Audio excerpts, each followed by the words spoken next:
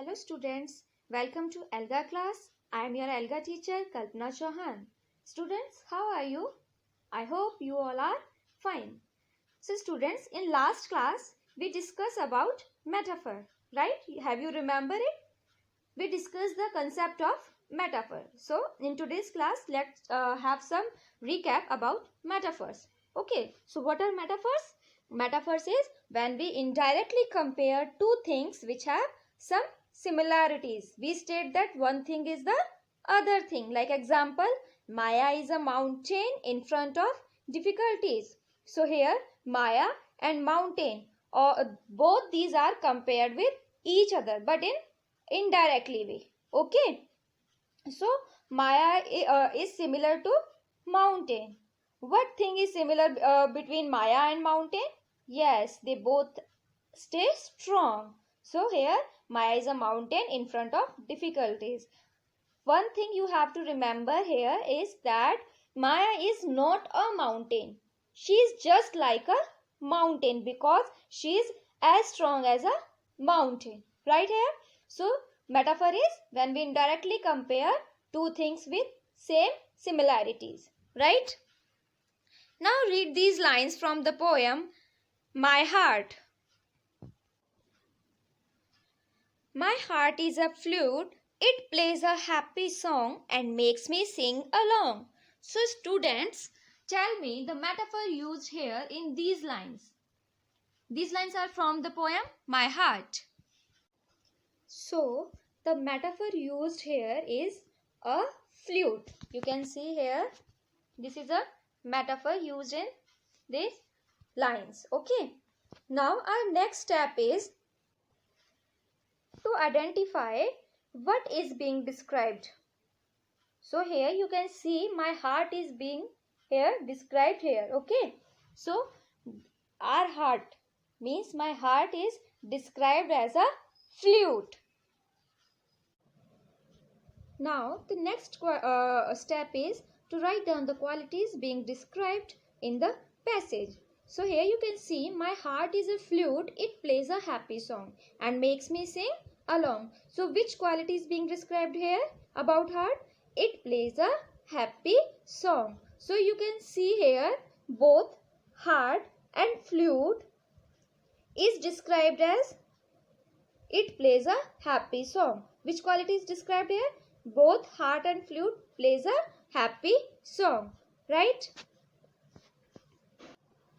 So our last step is to write down what the object or idea in the second step is being compared to. So we have known that my heart is a flute, it plays a happy song and makes me sing along. Here heart is compared to flute. Heart is compared to flute and the quality is they both plays a happy song, right? So these are the steps to find out the metaphor. Let us recall these steps again. First step is to identify the metaphor. Second step is write down what is being described. Third step is write down the qualities being described. And the last step is write what the object or idea in the second step is being compared to. So these are the steps. Okay. Now move to our next slide. Let us practice this creating concept maps for some given metaphors. Okay. We have to remember the steps we have learned for metaphor. So first one is read this sentence and identify the metaphor. Create a concept map for it. So here the sentence is stars are diamonds in the sky. Stars are diamonds in the sky. So the metaphor used here is are diamonds in the sky. Right? So you can see here stars are diamonds in the sky. So here stars are compared with diamonds and the quality is they both shine brightly. Okay. Move to next example. The sun was a ball of fire. The sun was a ball of fire. The metaphor used here is was a ball of fire because the sun is compared with the ball of fire, and the qualities both they have is orange color and hot temperature. Okay, now move to next slide. These are the vocabulary words for our first word is anonymous. The meaning of anonymous is of unknown name. Okay, our second word is encouragement. The meaning of encouragement is the act of giving or receiving support, hope or confidence to encourage someone. Okay. Now our next word is to take away the thing that is covering something so that it can be seen. Here you can see a wound is covered with a tape. Okay. So the doctor asked the patient to bear her wound, means to see his wound. Okay, so the meaning of bear is to take away the thing that is covering something so that it can be seen easily. Our next word is spellbinding. Spellbinding. The meaning of spellbinding is holding one's attention completely or fascinating. Right? Next word is anticipated. The meaning of anticipated is expected something. Our next word is mentor. The meaning of mentor is an experienced and trusted guide, like a teacher, like a doctor, like your parents. Okay, those all are mentors. Now let's get started with our poem, Anonymous Friend. This poem is written by Janvi Didiya. So let's get started. A person who makes you smile when you feel everyone is away a mile. Darkness which vanishes with words of encouragement, whose presence makes all occasions filled with entertainment. Someone who accepts you with your fears, who never lets you hold back your tears. The rock whose support is like a shadow, the pillar who stands by you in your sorrow, whose presence made special days memorable, with whom sharing grief was comfortable. Someone whom you can bear your soul on, no matter what the problem or confusion. The color who somewhere completes our painting, who enters our life and made it spellbinding. सो इस poem में poet जो हैं किसी person की बात कर रहे हैं, उस पर्सन की क्वालिटीज़ बता रहे हैं आपको इस पोएम में कि वो पर्सन कौन है, और लास्ट में in the last of the poem वो आपको बताएंगे कि ये जितनी भी क्वालिटीज़ हैं वो किसके अंदर होती हैं, किस पर्सन के अंदर होती है. तो देखो फर्स्ट जो आपका स्टैंजा है, a person who makes you smile when you feel everyone is away a mile. एक ऐसा इंसान जो आपको हमेशा क्या करता है, हंसा देता है, खुश रखता है, और आपको मतलब ऐसे टाइम पर खुश रखता है जब आपको लगता है कि आपसे सब लोग क्या है, दूर चले गए हैं. Darkness which vanishes with words of encouragement, whose presence make all occasions filled with entertainment. और उनकी प्रेजेंस से, उस पर्सन की प्रेजेंस से क्या होता है, आपके जितने भी डर हैं, आपके अंदर की जितनी भी अंधकार है आपके अंदर, वो सब क्या हो जाता है, वैनिश हो जाता है. वैनिश मतलब ख़त्म हो जाता है, गायब हो जाता है. ठीक है, उनकी जो वर्ड्स हैं, वो पर्सन ऐसा है कि अगर वो कुछ बोलेगा, उनके जो वर्ड्स हैं इतने एनकरेज कर देते हैं हमको कि हमारे अंदर की जितने भी डर रहता है, डार्कनेस रहती है, वो सब क्या हो जाती है, गायब हो जाती है. उस पर्सन के मौजूद होने से ही, उनकी प्रेजेंस से ही जो हमारे जितने भी फंक्शंस हैं, ओकेशंस हैं, वो सब कैसे हो जाते हैं, खुशनुमा हो जाते हैं. तो उसमें बहुत ज़्यादा एंटरटेनमेंट हो जाता है. ठीक है. Someone who accepts you with your fears, who never lets you hold back your tears. एक ऐसा इंसान है वो जो आपके जितने भी डर हैं आपके अंदर के, उन सबको क्या है, एक्सेप्ट करता है, मानता है, उन चीज़ों को समझता है कि आपके अंदर वो डर क्यों है, और जिसके जो क्या चाहता है कि कभी भी आपकी आंखों में आंसू ना आए, वो पर्सन ऐसा है. The rock whose support is like a shadow, the pillar who stands by you in your sorrow. देखो यहाँ पे मेटाफर यूज किया है पोएट ने क्या कहा है कि वो किसकी तरह है, उसका सपोर्ट किसकी तरह है, उस पर्सन का सपोर्ट ऐसा है जैसे कि एक चट्टान का सपोर्ट होता है. ठीक है, वो पर्सन हमारी लाइफ में एक पिलर की तरह है. तो यूज़ कर लिया ना इनडायरेक्टली वे में, उस पर्सन को किसके अकॉर्डिंग किससे कंपेयर किया गया है, पिलर से कंपेयर किया गया है कि वो जो पर्सन है बिल्कुल पिलर की तरह खड़ा रहता है हमारे दुख के टाइम में, मतलब कि वो बहुत ज़्यादा सपोर्टिव पर्सन है। whose presence made special days memorable, with whom sharing grief was comfortable। और उस पर्सन के प्रेजेंस होने से ही हमारे जितने भी ओकेशंस है, जितने भी स्पेशल डेज होते हैं, लाइक बर्थडेज हो गए, फेस्टिवल्स हो गए, ठीक है, वो सब कैसे हो जाते हैं, मेमोरेबल बन जाते हैं उस पर्सन के होने से। और वो पर्सन ऐसा है जो जिससे हम अपने ग्रीफ ग्रीफ मतलब दुख तकलीफ जो भी है हम उससे वो बहुत इजीली शेयर कर सकते हैं, फ्रेंकली हम उससे शेयर कर सकते हैं। Someone whom you can bare your soul on no matter what the problem और confusion.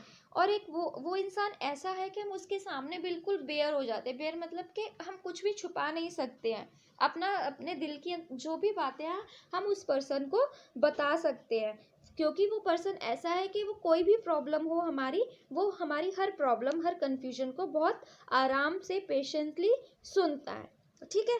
The colour who somewhere completes our painting who entered a life and made it spellbinding. देखो वो person ऐसा है कि मतलब वो person colour की तरह है, यहाँ पे भी मेटाफर यूज किया गया है, उस पर्सन को कलर की तरह माना गया है कि वो पर्सन ऐसा है कलर की तरह है, ठीक है, रंग की तरह है, कि जिसने हमारी जिंदगी को रंगीन बना दिया है, ठीक है, हमारी जैसे लाइफ है उसको ऐसा कर दिया जैसे कि पेंटिंग बना दिया हो। Who enters our life and made it spell building. और वो उस इंसान के हमारी लाइफ में होने से क्या होता है, हमारी लाइफ कैसी हो जाती है, स्पेल बिल्डिंग हो जाती है, मतलब बिल्कुल फेयरी टाइप की लगती है कि अगर वो पर्सन है हमारी लाइफ में तो हमारी लाइफ बहुत ही ज़्यादा अच्छी है। One who covers you like oil on water, with whom the long paths feel shorter. देखो जैसे कि जब आप वाटर देखते हो, वाटर के ऊपर अगर ऑयल के ड्रॉप गिर जाए तो क्या होता है, ऑयल कुछ भी वाटर के अंदर नहीं जाने देता, क्योंकि वो it acts like a shield, वो वाटर के ऊपर शील्ड की तरह काम करता है। तो इसी तरह वो पर्सन भी हमारी लाइफ में ऑयल की तरह काम करता है, मतलब हमको प्रोटेक्ट करके रखता है, एज अ प्रोटेक्टिंग पर्सन है वो, ठीक है। और जिसके मतलब होने से ही हमारी ज़िंदगी के जितने भी मुश्किल रास्ते हैं वो कैसे हो जाते हैं, बहुत छोटे हो जाते हैं। अगर हमें वो रास्ते मुश्किल भरे बहुत लंबे लंबे लग रहे हैं, लेकिन अगर वो पर्सन हमारी लाइफ में है तो हमें वो सारे रास्ते कैसे लगने लगते हैं, छोटे लगने लगते हैं।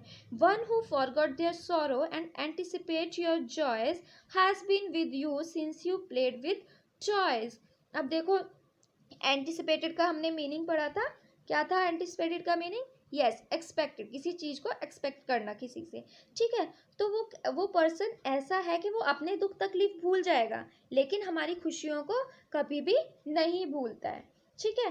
Has been with you since you played with toys, वो पर्सन हमेशा हर चीज आपकी याद रखता है, भले ही आप कितने भी छोटे थे तब से, जब से आप अपने टॉयज से खेल रहे हो तब से वो पर्सन आपकी जितनी भी चीज़ें उन सब चीज़ों को क्या करके रखा हुआ है, सहज, अब उनकी यादों को सहज के रखा हुआ है, ठीक है। उन किसी भी चीज़ को उन्होंने भूला नहीं है, भले ही वो अपने दुख तकलीफ भूल जाए लेकिन आपकी कोई भी बात वो पर्सन नहीं भूलता है।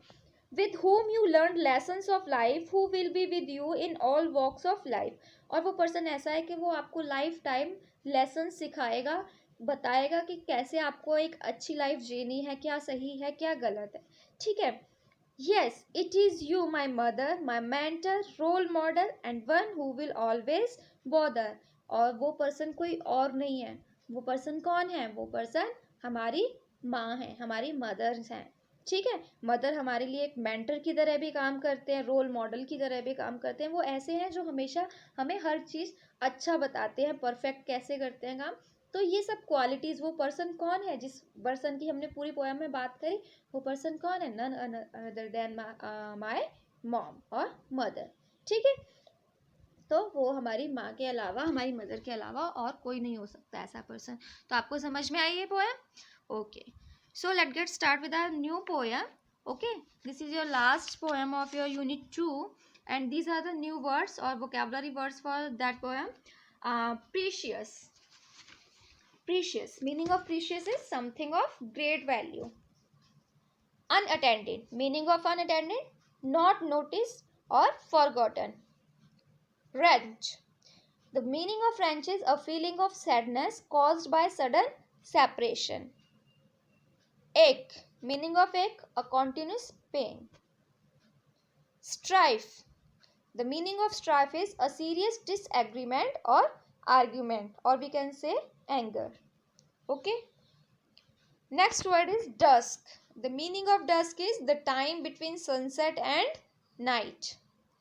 So this is our poem, and the title of our poem is Marble Jar, and the poet for this poem is Rupal Gupta. Okay. So let's get started with our poem. I was sad and grumpy as I lost my marble jar. It was a precious jewel. Among friends it made me a star. देखो क्या होता है इस poem में, जो poet है वो बता रहा है कि मैं बहुत सैड था और grumpy, meaning of grumpy is irritated, ठीक है, इरिटेटेड पर्सन जो बहुत ज़्यादा इरिटेट हो रहा हो किसी चीज़ को लेके या एंग्री हो रहा हो। तो मैं उस टाइम में बहुत ज़्यादा गुस्सा था और बहुत ज़्यादा इरिटेटेड था। क्यों था? Because as I lost my marble jar, क्योंकि मेरे पास एक मार्बल का जार था। देखो आप पिक्चर में देख रहे होगे, यहाँ पे एक मार्बल का जार है, तो ये पोएट का है ये जार मार्बल वाला।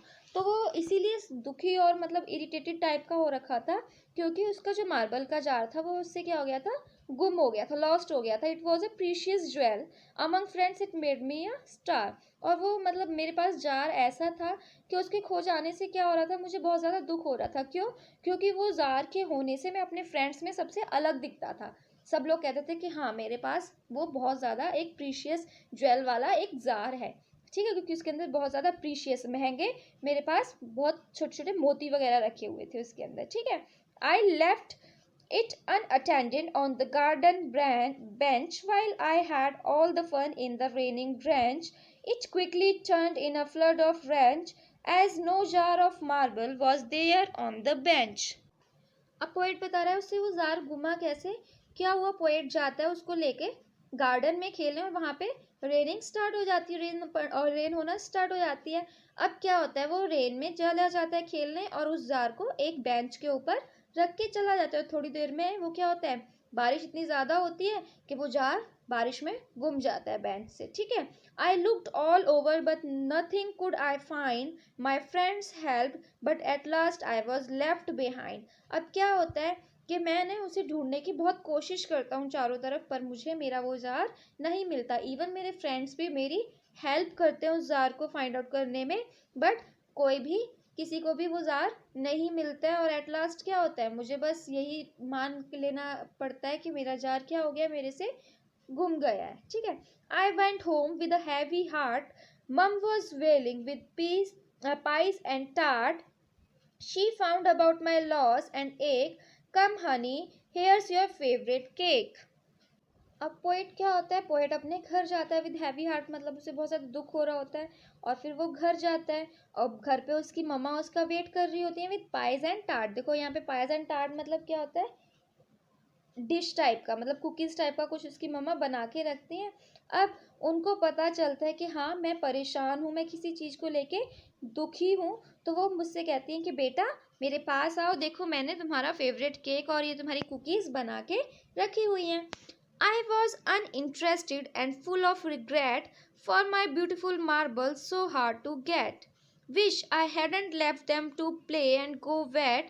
Mommy bought me clothes and lifted up her brows. Honey, it's just a marble jar. A grown-up boy is what you are. देखो फिर क्या होता है कि मम्मा मुझे कहती है कि देखो बेटा आप अपना केक खा लो, लेकिन मैं बहुत ज़्यादा अनइंटरेस्टेड होता हूँ क्योंकि मेरा माइंड मेरे मार्बल जार के पास ही था, ठीक है। मैं मन ही मन अपने आप को रिग्रेट कर रहा होता हूँ कि अगर काश मैं उसे छोड़कर बेंच पर नहीं जाता खेलने रेन में, तो मेरा जो मार्बल जार था वो मुझसे गुम नहीं होता, ठीक है। तो उसकी मम्मा उसको कहती हैं बेटा कि देखो वो सिर्फ एक मार्बल जार ही था, उसे समझाते हैं कि वो सिर्फ एक मार्बल जार ही तो था, अब आप बड़े हो गए हो, तो देखो आपको क्या करना है, आगे पढ़ते हैं। देखो